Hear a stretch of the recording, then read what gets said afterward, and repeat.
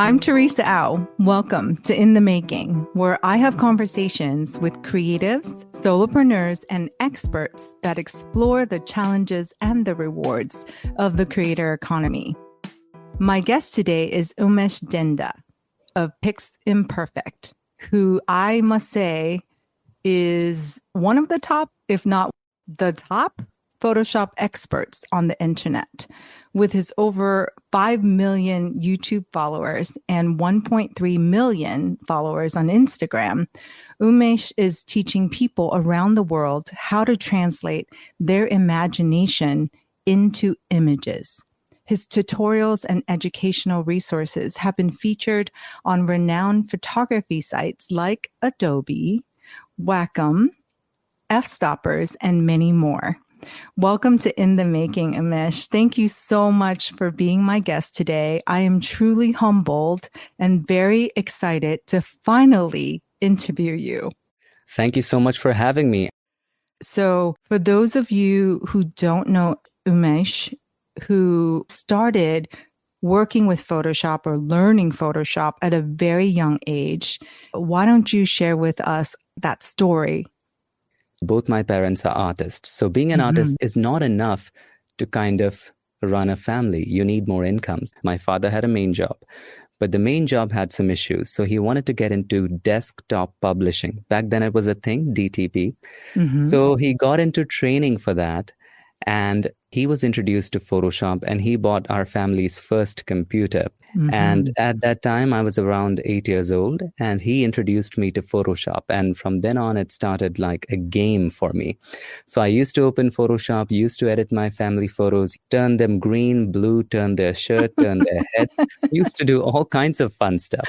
And that's how it all started. And it got serious in my second year of college. There was a semester on graphic design. Sometimes the students, my classmates, wouldn't get it. So I would usually be the one explaining how things would work. And that's how I started teaching Photoshop online mostly. And also learning Photoshop for me was very difficult because back in those times, internet was quite expensive. And all I had access to was internet on my phone. And I had to spend about $5 roughly for 1 GB of data. So I had to think before clicking on a YouTube video. And on top of that, there were not many resources on YouTube as well. So whatever I learned with trial and error in the earlier years.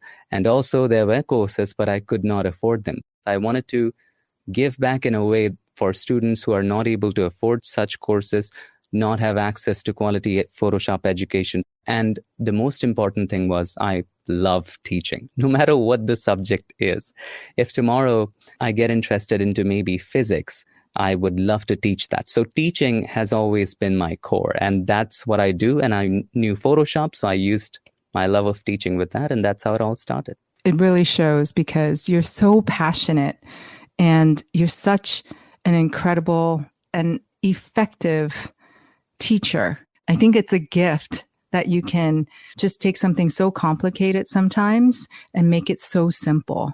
I heard somewhere, it's probably one of your many interviews, that you actually started learning a lot more about Photoshop and just learning after you started teaching.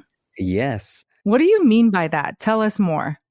Well, when you learn Photoshop, you learn it to a particular extent of what you have read, what you use it for. But when you start teaching, you get to have so many questions. And through those, you get to learn so much. On top of that, if you understand it well, you can explain it to anybody. If somebody cannot explain it to you well, it means that they have not understood it fully. And that is the hard truth right there. And when you start teaching, there's always this new stuff coming, always this new request coming, people wanting to fix issues that you didn't know existed. Right now, as a learner, you're only fixing the problems that you're having, but as a teacher, you're fixing the problems that other people are having. And through that, you learn the rest of the 90%. So teaching is indeed a great teacher. Yeah. Yes. Yeah. You learn a lot from your audience, from your students. How do you engage with them? When you say that you're trying to solve problems that you hadn't heard of, how are you hearing from them? Is it through DMs? Is it through emails? You'll be surprised where ideas come from. You never know. It can come from real life. It can come from DMs, anything. So when I'm looking for ideas or when it comes to interacting, comments is one of the places you look into. The other places people do write you DMs, and sometimes you may never know. Somebody might write you an email. And I'm very glad to have a few friends from the Photoshop team. They even send me, hey, Unmesh, this is a problem that we're getting from some of our customers. Could you look at that? So I made a video about that. You just have to keep your ears open and your eyes open. Yeah. So have you ever been stumped where you didn't know how to do something? And where did you go for answers yourself? I do recommend that you just, whatever issues that you're having, just Google it. Whenever you're learning Photoshop, I recommend that you learn what you're interested in. Don't worry about starting from very scratch, although that's a good idea.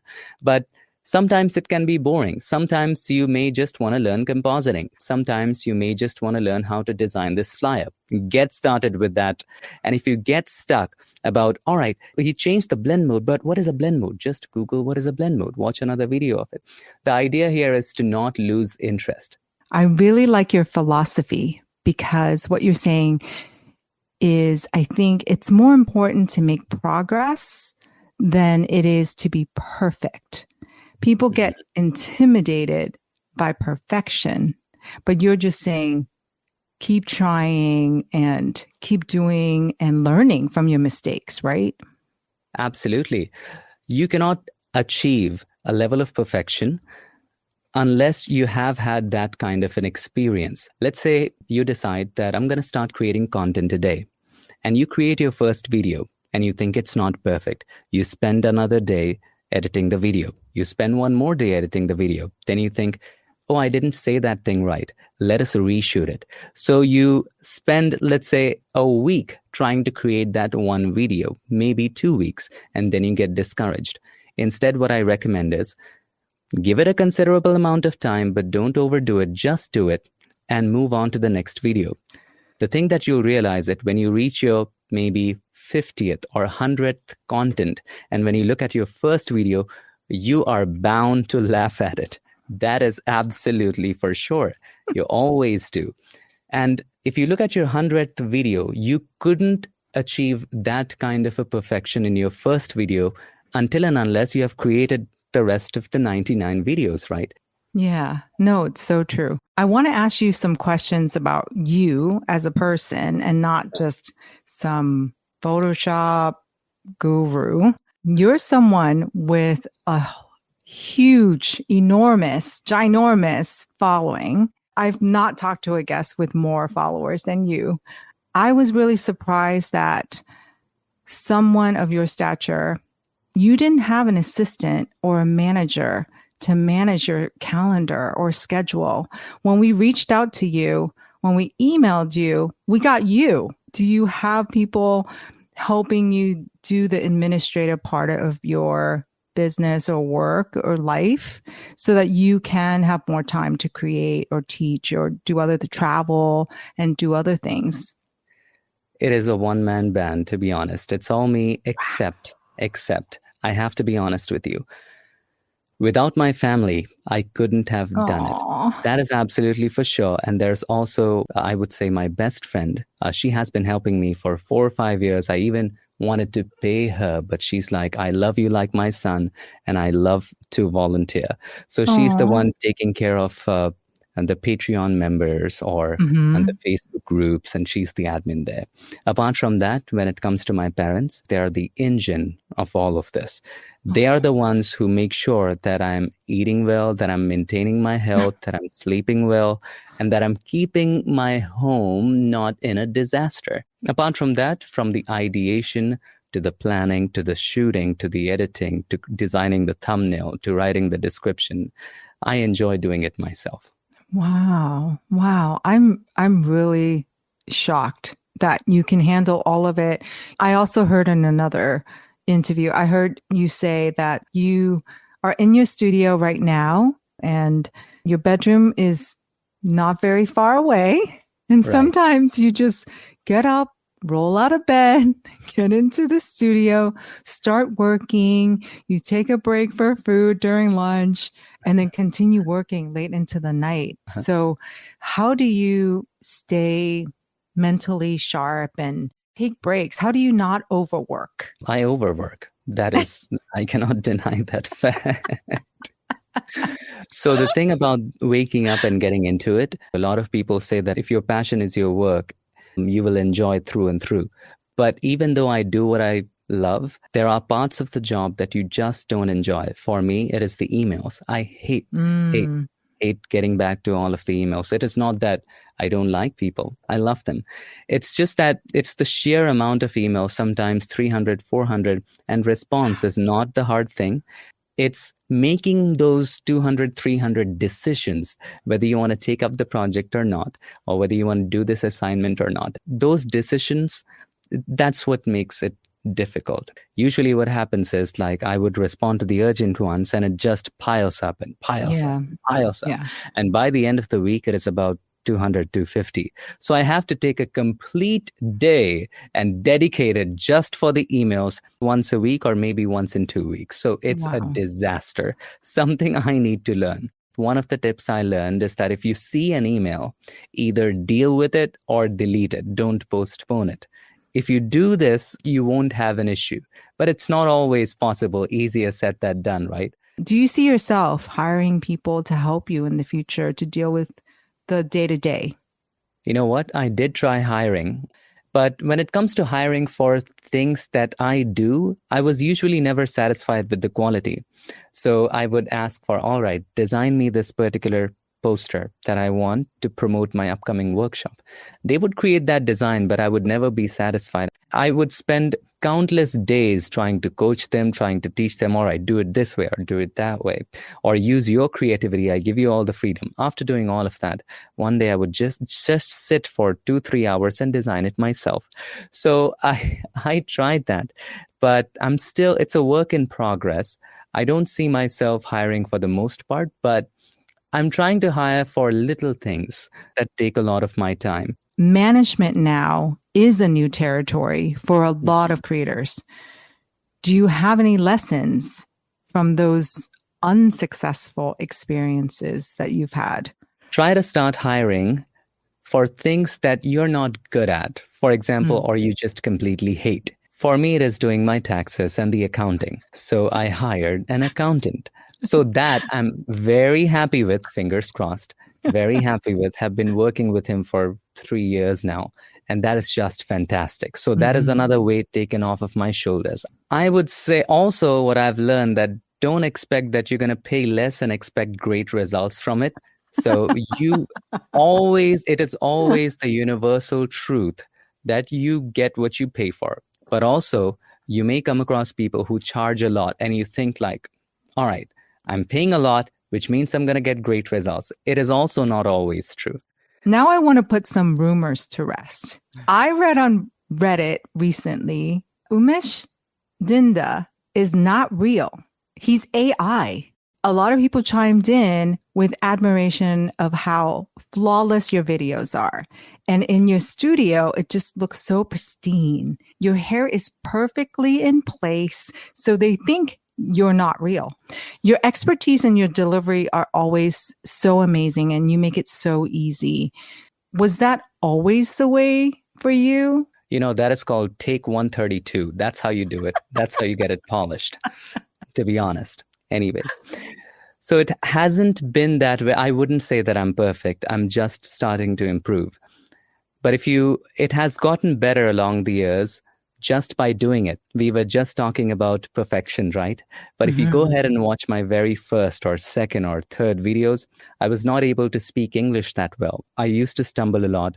I didn't know what words to speak, and I couldn't form sentences as fast as I can right now. So it got better by creating 950 videos. Now, I'm curious to know, how did your follower count grow? Was it slow and steady, or was it all at once? Are you strategic about your growth? Did you even care about followers when you first started? Probably not. Not really. It was very steady. I have to say that Rarely has any of my videos gone viral, and because of that, I got a lot of followers. I would say, if you had asked me how it happened, a year ago, I would say consistency. And even today, I would say consistency. No matter what kind of content you create, it's all about how much value is the audience getting from it. If it's a Photoshop tutorial, how much is the learning there? If it's Yeah. entertainment, how much value they're getting from that entertainment? It's all about the amount of value people are getting that decides the fate of the content. That is all there is to it. And add some YouTube algorithm or Instagram algorithm randomity to the mix, and that's the recipe for content creation. I totally agree. I think you can be consistent, but if your content is not speaking to your audience, if, like you said, it's not of value to them, it's not going to do anything. You did a Gen AI image of Right. something that I heard got 100,000 views in an hour. Am I correct? You're absolutely right. Let's talk about that for a minute. What did you create that got 100,000 views in just 1 hour? What I did was I introduced a photo of a girl by my side, and I just erased one side of me. It was a selfie. It was a solo selfie. I erased just one side of me, introduced a girl right next to me, and then used that photo as my thumbnail, right? And right now the video is titled How I Got a Girlfriend and How You Can Too. Something crazy like that. Silly, yeah. But back then when the video was released, the title was different. The title was, So This Happened, or something like, So There's Some News. So there is some news and 3 dots. A lot of people thought that I was getting married or I was engaged or something. And they just hurried to click on the video just because of that, just to learn that it's a tutorial. But thankfully, no one was hurt. Then they did watch the tutorial. That was the one kind of funky thing that I did on YouTube. You showed me that photo. Yes, I I think did. when I first met you in San Francisco. Absolutely. I did. That was the exact photo I did show you. And you said, you guys look so cute together, something on that nature. And then I said, hey, that's AI. Hey, you work so much. You got to make time to go out and have fun. I think so too. Yeah. What do you do for fun? I do love riding my motorcycles. So that is what I absolutely love to do. Apart from that, you see the piano in the back. I love making music. Also, that is why I've placed it there, because sometimes you're not getting an idea, you're getting bored. You just swivel your chair around and start playing. I would love to go to movies and watch movies in theaters instead of on TV. Maybe sometimes going out and just, it's all about experiencing new things that I love the most. Mostly it is motorcycles and music and just working on gadgets and computers and photography. When it comes to creatives, they always want to do something productive, right? They always want to do something that means something in the long run. Let's say if you're riding your bicycle, you may want to take a GoPro and record that. So it's not just about taking break, but also sometimes we as creatives even want to work when we are taking a break. Is it hard to sit still for you and do absolutely nothing? I would start feeling guilty if I do. Guilty about? Not creating something, guilty about not being productive. Wow. Yeah. I think a lot of people feel that way as a society. We always feel like we have to be doing something for ourselves, for our family, for our friends. It's gotten to the point where sometimes I miss just being bored and having no obligations and not needing to be productive. Do you have any creative projects on your own that you actually don't share on social media that's just for you? Not really. Mostly if there is something, I always share it at some point. Part of creating is sharing, right? Otherwise, what is the point? Again, you can create for yourself. A lot of people like to do that. But we are artists, and part of being an artist is to express. And if you don't have an audience to express, what is even the point? I know you've been traveling the world a bit, giving talks, workshops. You're invited to a lot of conferences to speak. what surprises you the most about creators that you meet in Stockholm or Nashville or San Francisco? Are they more alike or more different? I would say that the culture is completely different, mostly in Europe, India, and the US. Absolutely different cultures. But when we talk about creativity, it just comes through together. And they're not really different. Everybody, every individual is very, very different. Some people, when it comes to students, some people are people that need a little more attention, need a little more explaining to do, and they take more time to understand.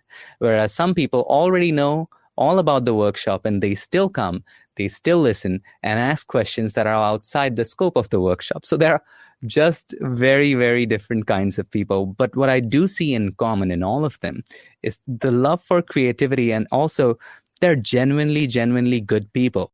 So what's next for you? Are you going to write a book, start your own show? Like, what are your dreams? And it could be just doing what you're doing, continuing that. But what do you think is next for you? It is, of course, doing what I'm doing. My goal is to reach as many people as I possibly can in the creative industry and help as many people as I possibly can. That is, of course, one of my long-term goals. But when it comes to personal goals, what I really look forward to is that so many years, I would say 7 years doing PiXimperfect, I have had an online presence mostly. And whatever I've taught, whether it's one-on-one consultation, whether it's a live stream, whether it's doing videos, it has all been online. What I really missed is doing in-person classes. And this is something that I used to enjoy a lot while I was in school. The teacher would call me onto the blackboard and tell me, Unmesh, explain the concept to the whole class. And that is one of my most enjoyable moments. So I always love teaching, and I love to do it in person because you can just go to that person, ask a question, ask another question, ask for doubts, and you're just talking to the person. So when you're teaching online, there is no back and forth. So what I'm looking forward in the future is doing more in-person workshops and classes, looking for opportunities to make that happen, a place where I can just connect with the audience one-on-one. I know there's nothing like in real life events and connections. I think people are human and we all want that connection. My last question for you is I always ask my guests for one word that's been guiding you this year or that guides you in your journey. If it can be 2 words, it's going to be it. And that is keep creating. Don't chase perfection, just keep creating, and you become better in the process. You become a master in the process. Instead of trying to master that work, become that master. And that is the whole idea behind keep creating. I do hear that all the time. After every interview, after all your videos, you do say that. So thank you for reminding us to keep creating. Always. Thank you so much. Well, thank you so much. I really enjoyed talking to you. Thanks again to Unmesh Dinda for joining me today. You can find him at PiXimperfect. That's PiXimperfect on YouTube and just about everywhere else online. What I truly enjoyed most about talking to Unmesh is his love and enthusiasm for teaching and for his audience. It's all about connection for Unmesh. Here are just a few of my takeaways from our talk today. 1. The best way to learn about something deeply is to teach it. If you can explain a complex idea, that means you truly understand it. 2. It's more important to make progress than to achieve perfection. 3. Hire help for the tasks that you don't enjoy or aren't good at so that you can focus on what only you can do. Thanks for listening to In the Making, brought to you by Adobe Express, the all-in-one content creation app included in your Creative Cloud membership. If you like this episode, be sure to leave us a rating and a review and subscribe in your favorite podcast app. I'm Teresa Au, and I'll see you next time.